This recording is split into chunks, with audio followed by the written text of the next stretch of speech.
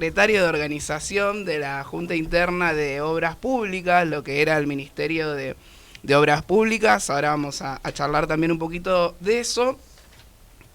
Bueno, siempre traemos una editorial o un texto, por decirlo así, en línea del tema que queremos hablar. En este caso, el tema de hoy vamos a hablar sobre el Estado, pero también era necesario recuperar un poco esta línea ¿no? de respuesta, nuestra contraofensiva, nuestra respuesta a todos estos discursos de odio que están circulando y cada vez van incrementando, ¿no? Este último tiempo hemos visto muchas expresiones y lo más preocupante de funcionarios, ¿no? De gente que está a cargo de gestionar. Pero bueno, vamos a hablar de todo eso un poquito. Bienvenido, Demian. Bueno, gracias, Bar. Al final, finalmente pudimos concretar. La verdad que, bueno, nada, bueno, nada, es un enorme encanto, por decirlo de alguna manera, estar acá. Y bueno, nada, eso, expresar gratitud. ¿Y cómo estás? Más allá de estar, bueno, le encanto, gracias por venir al programa, que finalmente lo concretamos, porque Sí, estábamos ahí, que sí, que no, cuando tal cual. lo dimos. Estamos viviendo unos momentos muy difíciles, un fin de año muy complicado, en lo individual de cada uno, en lo colectivo, ¿no? Y en eso, ¿cómo estás? ¿Cómo se dio esto de la elección? ¿Cómo...? A ver, porque quiero que hablemos del Estado un poco. Siempre veníamos hablando de esto del odio, la rebeldía, bueno, el ser amorales. Y vamos ahora un poco más a algo tangible, bien tangible, como el Estado. Y quisiera saber a través tuyo qué es el Estado, cómo llegás al Estado, qué representa el Estado para vos. Bueno, un poco el cómo estoy es ciclotímico. Es muy difícil estar estable, ¿no? en este contexto, atravesando muchos sentimientos y emociones, tal vez inclusive hasta opuestas, en muy poco tiempo. Es muy difícil ir al trabajo y salir del trabajo y mantenerse de alguna manera estable o por fuera de toda la situación general que estamos atravesando, ¿no? como país también. Así que nada, eso un poco en cuanto a cómo estoy, y también hoy particularmente apurado porque vengo también a las corridas. Pero bueno, no, más allá de mi situación particular, o de, bueno, cómo ingresé yo al Estado o qué es el Estado para mí. Yo soy 100% integrante del Estado gracias al cupo laboral travesti trans, que fue lo que finalmente me pudo abrir las puertas de alguna manera a encontrar o a tener un trabajo que me generaba ganas de ir, o ganas de estar, ganas de pertenecer, ¿no? Trabajé muchos años en el sector privado, y bueno, llegó un momento de mi vida que dije, bueno, prefiero no trabajar más formalmente o en el sector privado Claro. y dedicarme a poder ver de qué manera ingresar a laburar al Estado, que es en donde yo por lo menos encuentro una razón para la existencia. Para mi existir, digamos, ¿no? Donde uno combina lo cotidiano del trabajo, que es lo que nos permite la supervivencia, pero a su vez el lugar donde uno también tiene la posibilidad de dejar algo, ¿no? Me parece que eso Interesante es eso, pensarlo de dejar algo. Digo, pensamos al Estado. Es muy interesante porque cada vez que yo hablo con muchos compañeros, y más que nada compañeros y compañeras trans, ¿no? La importancia. Primero, recién nombraste, ¿no? que estás en el Estado gracias al cupo laboral. Una política que hoy peligra un montón, digo, más allá de que todavía está vigente la ley, lo están desarmando, nos están dando fichita fuerte. Pero también pienso eso como una cadena, ¿no? Un efecto dominó, porque y lo charlábamos también con otras compañeras el otro día. El efecto dominó es simple, ¿no? Ingresar, una persona tiene acceso al Estado, por ende empieza a tener acceso a la salud, a la educación, a la vivienda y en lo particular de nosotros a la sindicalización, Sí. ¿no? Sí, y sí. empezar a ser parte del mundo sindical. O sea, cuando dábamos las discusiones en algunas reuniones a principio de año, del año pasado, ¿no? De entendernos y de que los compañeros y las compañeras heterosexuales, cis, puedan entender realmente el concepto del cupo laboral. No es solamente un puesto de trabajo, ¿no? No, total. Fundamental. Yo, honestamente, ¿no? A lo largo de mi vida nunca... siempre tuve privilegios, digamos, ¿no? Que considero que la gran parte de mi comunidad no tuvo. Privilegios que estamos hablando de derechos. Sí, en realidad, ¿no? Acceso Lamentablemente a derechos, uno capaz tiende a pensar claro, que son privilegios, pero bueno, ¿no? En realidad son derechos como poder haber accedido a una educación, que no me hayan echado de mi casa, haber podido acceder a un trabajo formal desde que terminé el colegio. Esto, ¿no? Uno lo considera privilegios teniendo en cuenta cuáles son las características de la comunidad a la cual uno pertenece. Y en ese sentido me parece que lo que viene a ser un poco el cupo laboral es como, bueno, en principio poner en diferencia o en notoriedad esa falta de acceso, ¿no? Al empleo formal de la comunidad nuestra en general, y que viene acompañado o que viene detrás, ¿no? de todo esto que mencionabas antes, el tema del acceso a la salud, el poder proyectar una vida, ¿no? Y proyectarnos, sí. Exacto, poder reafirmarnos inclusive en nuestra identidad, porque bueno, si no, también es muy difícil estar en un contexto en el cual todo el tiempo estás en la calle y te están cuestionando quién sos o si perteneces o no perteneces a tal lugar. Me encantaba algo que traías ahí en lo que habías leído, que me hizo acordar muchas veces o muchas cosas. Me hizo acordar primero a la expresión furia traba, sí.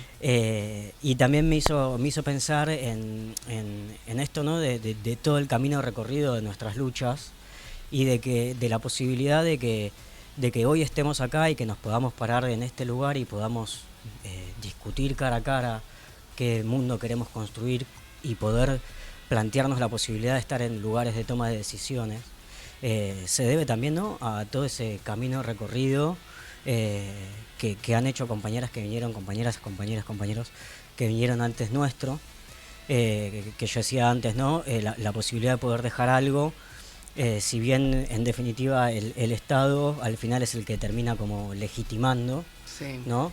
Hay también un recorrido de lucha que nos va dejando rastros y que nos va dejando marcas también de qué es de cuál es el camino a seguir, ¿no?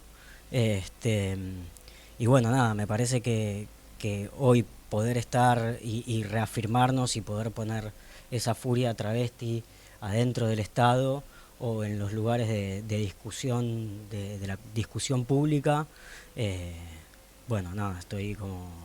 Para mí es impresionante, ¿no? Porque yo pienso todo el tiempo y en momentos de que uno por ahí entra en desesperación de decir, bueno, ¿cómo salimos de esta, no?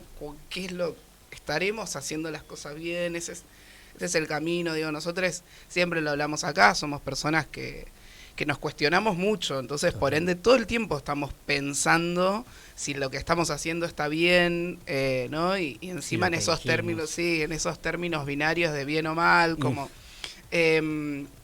pero bueno, pensando en todo nuestro recorrido también, hace poco hablaba, tuve la oportunidad de intercambiar un rato, de dialogar con María Belén Correa, referenta travesti trans, presidenta del Archivo de la Memoria Travesti, y hablábamos sobre, bueno, los inicios de la marcha, en la época de los 80, los 90, cómo se organizaba el movimiento LGBT, ¿no?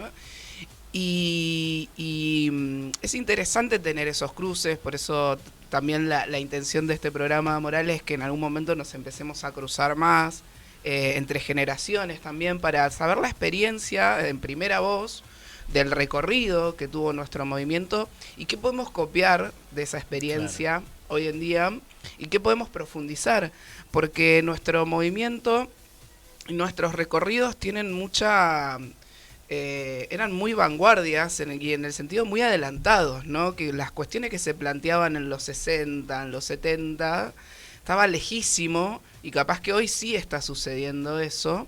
Bueno, cómo seguir profundizando, pero también un poco lo hablábamos en el programa anterior con Ornella, ¿no? Cómo trasladarlo todo eso ahora a nuestros espacios, digo, porque en ese momento, en esa época, y todo lo que hemos conquistado, logrado hasta ahora, todos los derechos que hemos alcanzado, tal vez los alcanzamos con una minoría tal vez más pequeña a la que existe hoy en las decisiones, en la toma de decisiones, ¿no? Digo, siento que hoy, a pesar de todo, por lo menos nos veo a nosotros como sindicalistas y dentro del sindicato, y veo que en este último tiempo hubo un crecimiento en visibilidad, ¿no? Y cada vez vamos siendo más mostris dentro del sindicato. Bueno, ahí tenemos una tarea nosotros también, ¿no?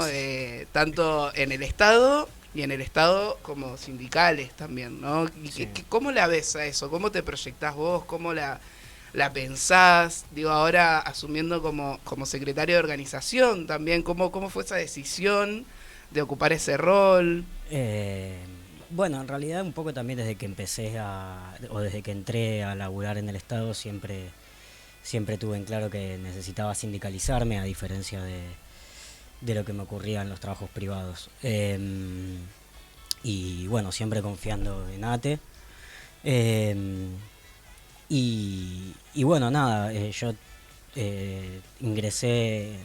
apenas ingresé, me puse a militar en la Junta, a estar presente, ¿no? A hacer cosas de acá y allá, y bueno, un poco también el tema de la Secretaría de Organización viene un poco como consecución de ese laburo que habíamos hecho y el reconocimiento de mis compas. Y la verdad que es difícil, porque es difícil pensarlo y a la vez es una doble tarea. Es una doble tarea porque uno no solamente tiene que estar discutiendo política, sino que también parece que tuviera que estar discutiendo su lugar. Si le corresponde o no estar ahí. Pero bueno, hay algo que yo creo firmemente que es ni un paso atrás. Ni un paso atrás y a derribar las puertas que haya que derribar, y en ese sentido no tengo ninguna duda de que desde nuestra comunidad, con toda esa fuerza que nos ha hecho sobrevivir, vamos a poder conquistar los lugares que nos merecemos, o conseguir los lugares que nos merecemos. Creo que nuestro colectivo tiene una potencia en ese sentido de haber vivido y de haber atravesado en carne propia, que siempre es para adelante la pelea, nunca es resignar para después avanzar. Y bueno, nada, eso es difícil porque bueno, ¿no? También un poco la época, lo que estamos viendo, no solamente con los ataques propiamente dichos a nuestro colectivo, sino también, digo, la problemática con la representación política que estamos teniendo, ¿no? O con la representatividad. Entonces, bueno, ¿no? No, quiero decir, es evidente que estamos ante un proceso de retroceso en materia de derechos civiles. Pero bueno, nosotros no somos las personas que ante esto nos quedamos encerradas en casa y vemos y esperamos a que pase. Somos las personas justamente que vamos y les ponemos el cuerpo, y que tenemos en nuestro cuerpo las marcas de todas esas luchas, y estamos siempre empujando un poquitito más para allá, ¿no? Y creo que esa es nuestra tarea en cada lugar en donde nos toque estar, en cada lugar que nos toque representar, sea en el sindicato, sea en una oficina, sea en la unidad básica del barrio o el comedor, lo que sea, es siempre abrir un poquitito más a una discusión y llevar la discusión siempre un poquitito más para allá, ¿no? Que la discusión no se quede, no se estanque No sea siempre. llana, digamos. Claro, Que... ya sabemos de qué se trata este gobierno, sabemos de qué se trata esta gente, no nos podemos quedar discutiendo en qué dijo el vocero presidencial ayer o qué va a decir mañana. Es como, bueno, discutamos desde dónde nos paramos, qué lugar queremos y qué es lo que queremos construir a partir de allí, ¿no?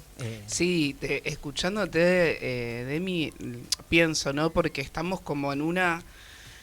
Bueno, estamos en una era donde también lo tecnológico, ¿no? La fake news, la posverdad, Twitter, Instagram, pum, todo el tiempo nos explota la cabeza y todo el tiempo están circulando, ¿no? Mensajes de odio y esto automáticamente ante una respuesta, o sea, automáticamente le buscamos respuesta, ¿no? A cada acción que hacen ellos, ¿no? Ya sea Dorni, ya sea de Santa Cruz, que sí, el del PAMI, sí, de la bandera quemándose. La bandera quemándose, como... Bueno, también nosotros ahí tenemos que ver cómo podemos, porque yo siento que por un lado no podemos hacer silencio frente a eso, porque es un discurso que se va instalando, pero a la vez también pensar cómo responder, digo, ¿no? Y de qué manera estratégica, porque esto ya viene sucediendo hace muchísimo tiempo y cada vez que respondemos no es como la gran interpelación, digamos, ¿no? Entonces, ¿cómo vemos qué estrategia darnos, ¿no? Y ahí yo creo que es muy interesante lo que vos decís, porque me parece que nosotros también, más allá de estar empujando, digamos, para adelante, creo que nosotros somos la bisagra entre generaciones con las nuevas generaciones, ¿no? Entre una generación que está delante nuestro y las nuevas, los adolescentes, ¿no? La adolescencia que viene, el piberío que está viniendo atrás nuestro, también, ¿no? Que creo que puntualmente es por quienes tenemos que empezar a hablar, empezar a salir. Digo, cuando pensábamos en la marcha del orgullo y hablábamos en el texto de flores y florecerán mil flores, también era en una clave de eso, ¿no? De pensarnos, bueno, somos la esperanza, somos el presente y el futuro también, pero también estamos siendo la esperanza, ¿no? Sí. ¿Qué le dirías vos a esa juventud? Y más que nada me interesa también esa juventud en general, pero la juventud que está repensando no su identidad, su sexualidad, que anda en esa búsqueda, que en general es en la adolescencia todos estamos en esa. Pero bueno, digo, frente a tantos discursos, ¿no? De odio, ¿qué les podemos decir nosotros? Bueno, qué difícil. Mira, es difícil pensar en hablar porque, qué sé yo, no sé, por ejemplo, cuando me pasó a mí, yo tengo 36 años y no se hablaba, pero ni por casualidad, digamos, sí, uno sabía que existía, que había homosexualidad, transvestismo. Y todo siempre con una perspectiva mala. Pero claro, primero siempre todo o recontra fetichizado en la televisión o esto, ¿no? Recontra denigrado. Y lo mismo pasaba en las casas, ¿viste? Era como la misma situación. Y de repente, hoy, lo veo hacia atrás y veo también a esas generaciones, a las generaciones actuales, que yo siento que no están creciendo con con esa represión que crecíamos nosotros, con la que crecí yo, por ejemplo, que directamente era como una negación o la ridiculización. Hoy creo que la juventud entiende un poco más que te puede llegar a pasar esto a vos o que le puede llegar a pasar a tu compañera que tenés al lado. Y sí creo que en realidad nosotros, deberíamos aprender más de la juventud. Me parece que las chicas vienen hoy con mucho menos prejuicios que los que teníamos nosotros. Yo capaz en mi mundo un poco de fantasía o en el mundo ideal en el cual a veces me gusta vivir, tiendo a creer que en realidad a la gente no le importa tanto. Sino que simplemente todas estas cosas que mencionabas antes de los discursos de odio y eso, es un montón de gente que ha crecido con muy poco amor, evidentemente, y que tiene muchos micrófonos, ¿no? Un poco también lo que decía el texto de la batalla cultural. Me parece que en realidad va más por ahí, sino por una cuestión de yo no creo que ninguna joven que pueda haber votado perfectamente a este gobierno quiera que los zurdos de mierda se mueran. La verdad no me parece, no lo concibo, ¿no? Y sí creo que ese pibe, esa piba, ese pibi en realidad lo que quiere es vivir tranquilo. Progresar, vivir en un país en el cual pueda estudiar, que el estudio le permita acceder a un laburo que le permita comprarse su casa, tener su autito, tener su pareja y vivir o no su pareja, ¿no? Sí, Tampoco sí, vamos a ponerle mandato. Claro. Pero me parece que es eso un poco, y yo creo que un poco va por ahí, ¿no? La base de hacia dónde podemos construir. Creo que en general hoy en día el mundo en general está muy muy feo, a diferencia de capaz lo que nos tocó vivir a nosotros siendo más jóvenes. Yo siento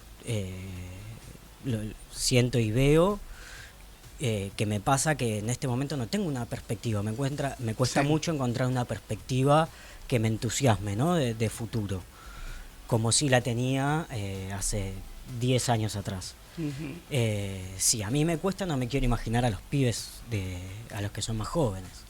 Y entonces me parece que ese es el camino un poco, ¿no? También como nosotros, como trasvasamiento generacional, contarles un poco que podemos construir de otra manera. De hecho, una de las cosas que nosotros tenemos como generación y fortuna es que hemos sabido construir de otra manera. Sí. Que es algo que a mí me gusta pensar, es un poco triste, pero no deja de ser real, que en realidad los gobiernos de Néstor y de Cristina son la excepción en nuestra historia, no son la regla. Y nosotros como generación tuvimos la oportunidad de haber vivido eso y de haber construido eso. Y bueno, eso me parece que son nuestras banderas, ¿no? Para agarrar y demostrar que hay otra manera de construir y que no tiene que ser todo el odio que se lee en Twitter ni el odio que destilan todas estas gentes que pobrecitos, ¿no? La verdad. Sí, yo creo que tenemos que empezar yo vengo medio predicando un poco esto, salirnos del WhatsApp, salirnos del Instagram, volver a la presencialidad, volver al cara a cara, a los abrazos, ¿no? A las ranchadas que necesitamos un montón de eso, no solamente para mantener la sociabilización a quienes por ahí no nos cuesta tanto eso, sino también para justamente, yo siento que nuestra mente por momentos con la pandemia y la tecnología se va achatando, ¿no? Porque no hay un feedback, no hay una respuesta con la computadora. Sí, puedo hablar con el chat GPT, puedo hacer un montón de cosas, me puedo comunicar, pero no sé, es diferente, ¿no? Y creo que en esa clave, nosotros que estamos en el sindicalismo, ¿no? También hay que volver a enamorar el compartir entre trabajadores, ¿no? Sí. Vamos a un cortecito, vamos con un tema musical, si no me equivoco, divino. Estaba Exacto, Lali, no me importa, y volvemos con cerrando este bloque hablando exactamente del Estado. Bueno.